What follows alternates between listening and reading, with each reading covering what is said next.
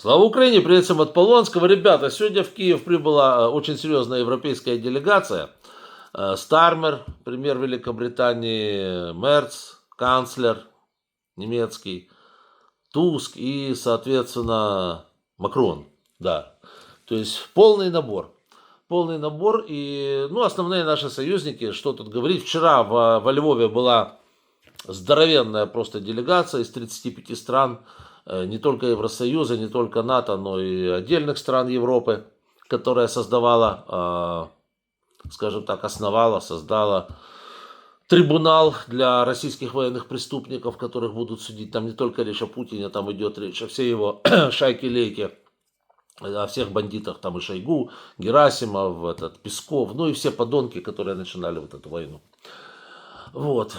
То есть там это будет очень интересный момент. Особенно я хотел бы увидеть вот этого Ёршика Пескова на скамье подсудимых. Ёршика хотел бы видеть, Соловьева хотел бы видеть, Боброедку и так далее. Вот, но это отступление, ребята. Нет, на самом деле речь идет о другом. Значит, смотрите, 4 наших основных союзника, то есть Великобритания, Франция, Польша, Германия, прибыли в Киев. Сегодня они уже встретились с Зеленским, побывали на Майдане. Все это у нас есть на телеграм-канале, как это все выглядело. Но речь идет о следующем. Смотрите, значит, сегодня, на удивление, меняется позиция также и основного нашего союзника. Я не знаю, говорить бывшего, не бывшего, все-таки союзник, ну как ни крути, Соединенные Штаты Америки. И меняется в лучшую сторону, резко в лучшую сторону. По-моему, до дедушки Трампа доперло, он докумекал наконец-то, что Путин бандит, он просто лжет, он никоим образом мира не хочет от слова вообще. Задача, вообще, путинский режим, вы поймите правильно, путинский режим способен существовать только в состоянии войны. Объясняю ситуацию. Дело в том, что если он сейчас рухнет, я имею в виду, война закончится, режим рухнет. Почему? Потому что тогда придется заниматься экономическими проблемами, которые сейчас в Атопитеке и скрипозавры, которые проживают там в болотах, они готовы терпеть. Им же башку забили вот этой войной, СВО нашими мальчиками в трусиках и так далее. И, ну, надо немножко потерпеть. Денег нет, но вы держитесь. И они же держатся, значит, да, с последней бутылкой водки и с граненым стаканом, да. Если только война закончится, значит, сразу возникнут вопросы, а мне нужна поликлиника, а мне нужна больница, а мне нужна зарплата, а я вообще последний хрен без соли доедаю. Вот, а кроме соли Путин ничего не может предложить. Поэтому, конечно, окончание войны он как бы не хочет. Кстати, Натаньяху, такой же кадр сидит вот в Израиле, ему тоже нужна постоянная война. Иначе все тоже. Ну, там другое, там уголовные дела. Вот, ну да бог с ним, да. Значит, Путин не хочет мира. И это дошло, доперло до Трампа.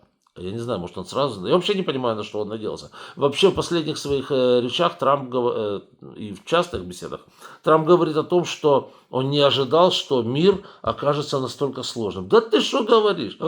Очуметь можно. Все было так просто. 24 часа. Трамп 53 раза во время избирательной кампании повторил, что мир возможен за 24 часа. Угу. Ну. Да, так вот.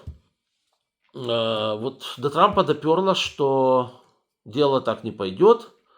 Он начал прислушиваться к Европе. Окей, хорошо.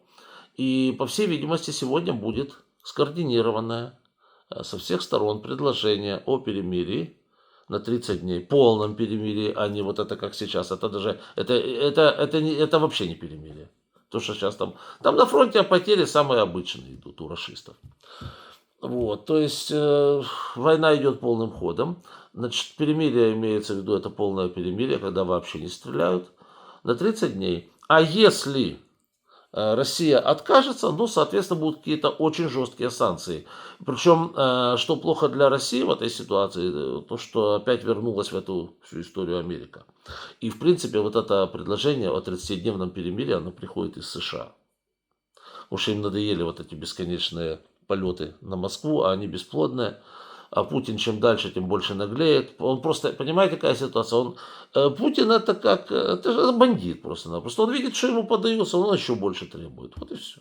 Он и есть бандит. Вот. И, похоже, до этого дошло, что надоело. Надоело даже в Белом доме. Вот, и они, собственно говоря, сегодня, если Путину выставят вот это будет в ультимативной форме, насколько я понимаю, вот это предложение о перемирии. Ну, а если нет, там все очень просто. Путина просто оставить надо без штанов.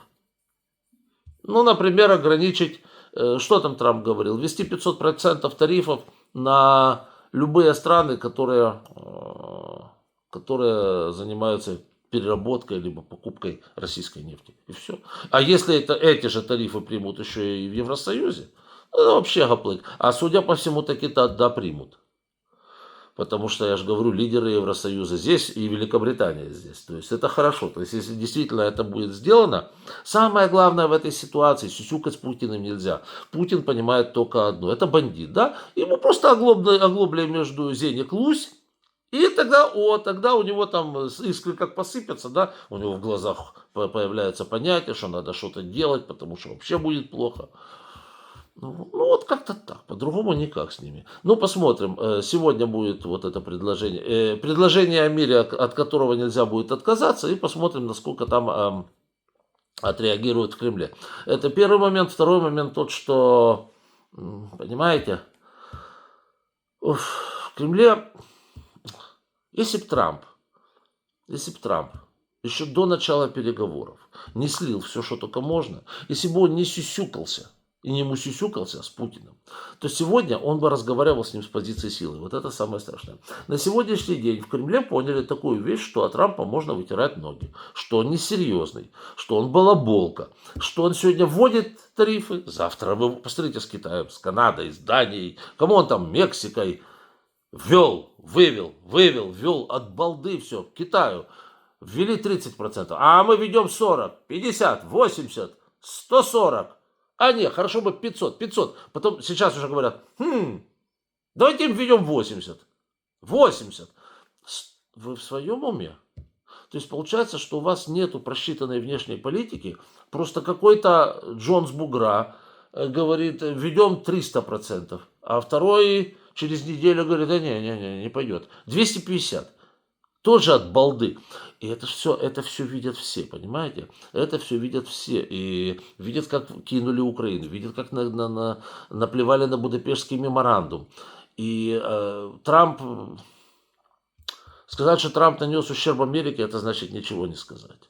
Он просто сделал ее несерьезной. Все на них смотрят, как на балаболов. Сегодня одно, завтра другое, послезавтра третье. Флюгер, да? Есть такая штука, ветер туда и ветер сюда. Поэтому очень важно, чтобы Европа принимала участие вот сейчас в том, что будет с этими санкциями. Европа принимает участие, потому что если бы речь шла только о Америке, во-первых, она далеко, и мало что когда-либо покупала на России, в то же время Европа покупала практически все. И к тому же все российские вот эти торговые пути, они проходят мимо берегов Евросоюза и НАТО. И вот если это перекроется дело, это будет красота. Это будет просто полная красота. Тогда да. Вот. Это очень много зависит от Евросоюза. Почему? Потому что они, во-первых, серьезнее, чем Трамп. Потому что сегодня он скажет одно, завтра он скажет другое. Вы сами прекрасно понимаете. Завели тарифы, а потом он поспал, ему там в эти волосы пришла другая идея. Он думает, да ну его нафиг, выведу тарифы. А потом опять веду. А может выведу. Так не делают. Это не политика. Это, знаете, это поведение трехлетнего ребенка в песочнице, который забрал у такого же ребенка, как он сам, автомобильчик пластиковый, а потом вернул ему, а потом опять забрал. Вот это Трамп со своими тарифами. Выглядит несерьезно. Если бы он не плевался этими тарифами, как из пулемета, а потом не засовывал их назад туда, откуда плювал, то, соответственно, к нему бы и отношение было другое. А так, еще раз говорю, он не выглядит серьезным партнером. Поэтому для нас крайне важно, чтобы Европа нас поддерживала, и чтобы именно от Европы исходила инициатива по этим всем санкциям. А так, в принципе, все движется в позитивном направлении, все нормально. Наши союзники в Киеве показывают, что они с Украиной. Никто нас никуда не бросил, чтобы там не трындели вот эти кликуши, там, Арестовичи, Шмарестовичи и прочее, как говорится, требуха. Все движется, в общем-то, в направлении правильном. Главное, чтобы Трамп не подвел.